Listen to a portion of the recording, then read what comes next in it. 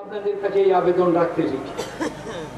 যাদবপুরে 1984 সালে আপনারা একটা ইতিহাস তৈরি করেছিলেন, মমতা বন্দ্যোপাধ্যায়কে প্রথম নির্বাচিত করে ছাত্র পরিষদের কর্মী। সেদিনেও পশ্চিমবাংলার কংগ্রেসের সভাপতি না হলেও পশ্চিমবাংলা কংগ্রেসের অলিখিত কর্তা ছিলাম আমি। ছাত্র পরিষদের এই কর্মীটিকে চিন্তা ভাবনা ভালো করে, কিন্তু মনে হয়েছিল পারবে, বেছে নিয়েছিলাম, পেরেছিলেন। শুধু পেরেছিলেন তাই নয়, প্রথম লড়াইয়ে তিনি সারা বিশ্বের মানুষকে, ভারতবর্ষের মানুষকে সংসদীয় রাজনীতিতে চমক সৃষ্টি করে দিয়েছিলেন, যে যাদবপুরের লাল দুর্গ ভেঙে তছনছ করে দিয়েছিলেন মমতা বন্দ্যোপাধ্যায়। সেদিনের সেই ছাত্র পরিষদ কর্মী আজকে রাজনৈতিক নেতৃত্বে, পশ্চিমবাংলার বাম বিরোধী রাজনৈতিক নেতৃত্বের উত্তরণ শুরু হয়েছিল যাদবপুরের মাটিতে। আজকে তাই আপনাদের কাছে এই আবেদন রেখে যাব, আর একটা ইতিহাস তৈরি করুন। কবির সুমনকে এই যাদবপুর কেন্দ্র থেকে নির্বাচিত করুন। পশ্চিমবাংলার 31টি আসনের নির্বাচন হয়ে গেছে। ফলাফল কি হবে? ভোটের যন্ত্রে বন্দী হয়ে আছে। অ্যাস্ট্রোলজার নই, জ্যোতিষী করছি না, কিন্তু এইটুকু জানি যে কমরেড, ওই খোয়াবটা, ভারতবর্ষের সরকার তৈরি করার খোয়াবটা 16 মের পর আর আপনার থাকবে না। একটা সোজা অঙ্ক কষুন না। 52 সাল থেকে তো নির্বাচন লড়ছে।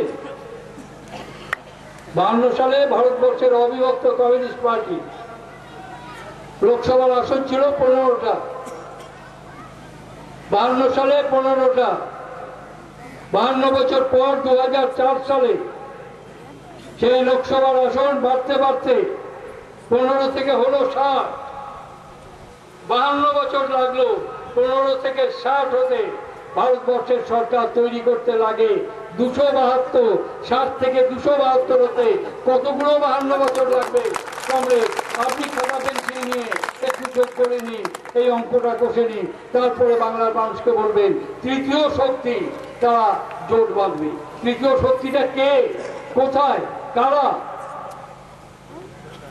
কতগুলো জিরো যোগ করলে কোনো সংখ্যা হয় না, জিরোই থাকে।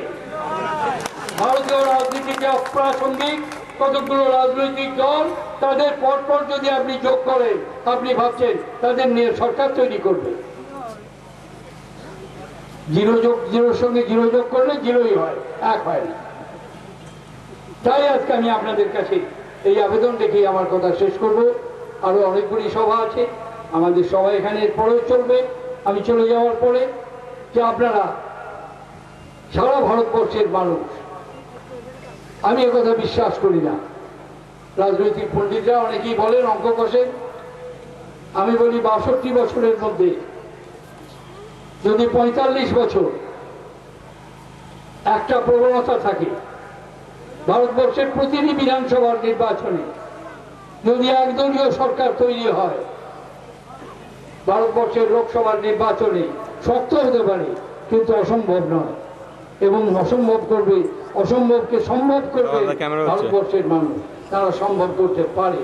সেই আবেদন রেখে আপনাদের সকলকে এবারকার নির্বাচনে পশ্চিমবাংলার মানুষের যে ইচ্ছা, কংগ্রেস তৃণমূল কংগ্রেসের জোট, সেই ইচ্ছাকে মর্যাদা দিয়ে প্রতিটি আসনে, যে 11টি আসনে নির্বাচন বাকি আছে, উত্তর দক্ষিণ 24 পরগনা এবং কলকাতার 2টো আসন, প্রতিটি আসনে তৃণমূল কংগ্রেসের জোড়া ফুলে সমর্থন করুন।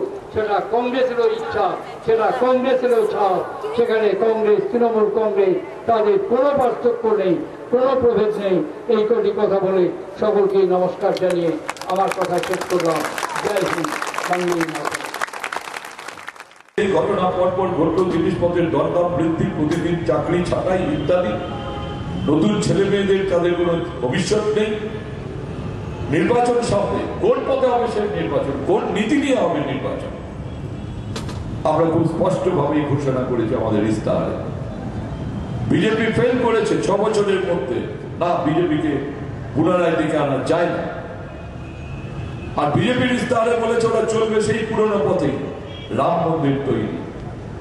ভাগ করে দাও দেশকে হিন্দু মুসলমান, আর নির্ভর করো আমেরিকার উপর। তাদের কথা শুনে সমস্ত আক্রমণ দ্রুততর করো শ্রমিক শ্রেণীর উপরে, মেহনতি মানুষের উপরে, যেমন করে 2004 সাল পর্যন্ত ওরা যতদিন সরকারে ছিল ততদিন চালাচ্ছে। কোন পথে সরকার চালাবে? কংগ্রেস ক্ষমতা এলে পড়ে ইস্তারে তারাও ঘোষণা করেছে উদারনীতির পথেই চলবে। তার মানে কি? আমেরিকার নির্দেশিত সেই পথ, ওই পথে ওরা চলবে। হতে পারে না আমরা দুটোর একটা পথকেও আমরা ভারতবর্ষের জন্য, ভারতবাসীর জন্য, ভারতবর্ষের জনগণের জন্য নিরাপদ পথ মনে করছি না। যখন দেখছি আমরা আমেরিকা ধসে পড়ছে, যখন বিশেষজ্ঞরা বলছে 10 থেকে 15 বছর সময় লাগবে আমেরিকাকে উঠে দাঁড়াতে, তখন ভারতবর্ষ কোন পথে চলবে? আমরা বলেছি তৃতীয় বিকল্পের পথ। আর এই সম্ভাবনা স্পষ্টতর হচ্ছে তত বিজেপি এবং কংগ্রেস আক্রমণ শুরু করেছে। ওরাই আক্রমণ করুক, কিন্তু ওদের নীতিকে ভারতবর্ষের মানুষ গ্রহণ করবে না। প্রতিটি রাজ্যে রাজ্যে কংগ্রেস এবং বিজেপি রাজ্যভিত্তিক পার্টিগুলির কাছে আজকে দৌড়ে পেছনে পড়ে গেছে। ওরা পারবে না সরকার তৈরি করতে। আর তৃতীয় বিকল্পের দলগুলি যারা, তাদের সম্ভাবনা ক্রমান্বয়ে বৃদ্ধি পাচ্ছে। প্রশ্ন উঠছে কে প্রধানমন্ত্রী হবে? ঘোষণা করেননি তো, ঘোষণা করতে হয় না। কংগ্রেসের প্রধানমন্ত্রী মনমোহন সিং হয়েছিলেন, কবে ঘোষণা হয়েছিল? নির্বাচনের প্রাক্কালে ঘোষণা হয়েছিল? কেউ জানতো মনমোহন সিং প্রধানমন্ত্রী হবেন? আলোচনা চলছিল, চর্চা চলছিল। একজন বিদেশি দেশের কতটা জানেন এই বিতর্ক উঠে গেল। তারপর সোনিয়াজি অন্তরাত্মা বললেন যে তার অন্তরাত্মা বলছে মনমোহনজি প্রধানমন্ত্রী হবে। হয়ে গেল। আগে তো ঠিক ছিল না। তৃতীয় বিকল্পের দলগুলি যে আসন সংখ্যা অর্জন করবে, তারাই যখন সরকার তৈরি করবে, তখন তৃতীয় বিকল্পের দলগুলি অন্তরাত্মাই ঠিক করে দেবে কে প্রধানমন্ত্রী হবে, এবং সেই প্রধানমন্ত্রী হবে, তাতে কোনো অসুবিধা হবে না তৃতীয় বিকল্পের প্রধানমন্ত্রী করতে।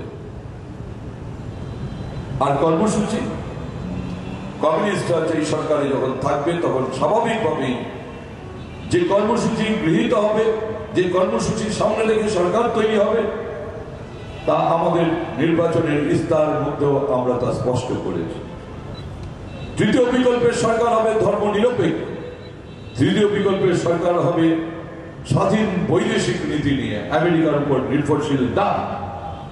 তৃতীয় বিকল্পের সরকার হবে দেশের 75% মানুষের আর্থিক নীতির ক্ষেত্রে, জীবন জীবিকার প্রশ্নে তাদের দিকে তাকিয়ে, তাদের প্রশ্ন নিয়ে দেশের অর্থনীতি তৈরি হবে। আরো বিস্তৃতভাবে বলতে গেলে সেই অর্থনীতি হবে দেশের মানুষের সার্বজনীন রেশন ব্যবস্থা, যার জন্য আমরা লড়াই করেছিলাম। বাধ্য দেওয়া হয়নি, রেশন ব্যবস্থা তুলে দেওয়া হয়েছে। 14টি নিত্য প্রয়োজনীয় জিনিস দেশের সমস্ত মানুষের জন্য ক্রয় ক্ষমতার মধ্যে দর ঠিক করে দিতে হবে। প্রতিদিন যা প্রয়োজন হয় খেয়ে বাঁচার জন্য 20 টাকা আয় নিয়ে রেশন তুলে দিয়ে খোলা বাজারে ছেড়ে দিলে মৃত্যুর মুখে দাঁড়িয়েই আমাদের লড়াই করতে হবে। সেই জন্য তৃতীয় বিকল্পের সরকার এই সমস্ত কর্মসূচি নিয়ে উপস্থিত হবে। আর আমরা নির্দিষ্টভাবে স্থির করবো শ্রমিক শ্রেণীর দায়িত্ব, শ্রমিক শ্রেণীর কর্তব্য এবং অসংগঠিত ক্ষেত্রে শ্রমিকদের সামাজিক নিরাপত্তার বিষয়গুলি, যা এতদিন পর্যন্ত লড়াই করে এসেছি আমরা, সেইগুলিকে রূপায়িত করার জন্য চাই তৃতীয় বিকল্পের সরকার।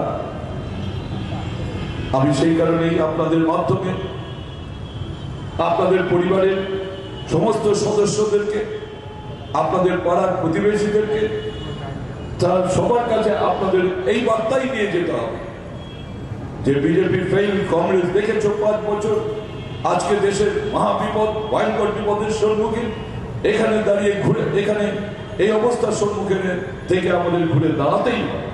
আর তারই জন্য তৃতীয় বিকল্পের সরকার বামপন্থীদের শক্তি বৃদ্ধি করেই তা করে তুলতে হবে। শুধু দিল্লি সরকার তৈরি করার জন্যই না, কেমন হবে আমাদের পশ্চিমবঙ্গ?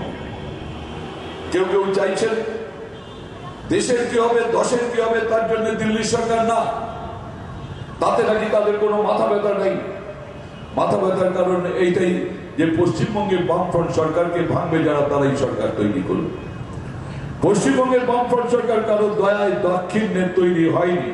শ্রমজীবী মানুষের সংগ্রাম, আন্দোলন, লড়াইয়ের বুক চিরে পশ্চিমবঙ্গের বামফ্রন্ট সরকার তৈরি হয়েছে।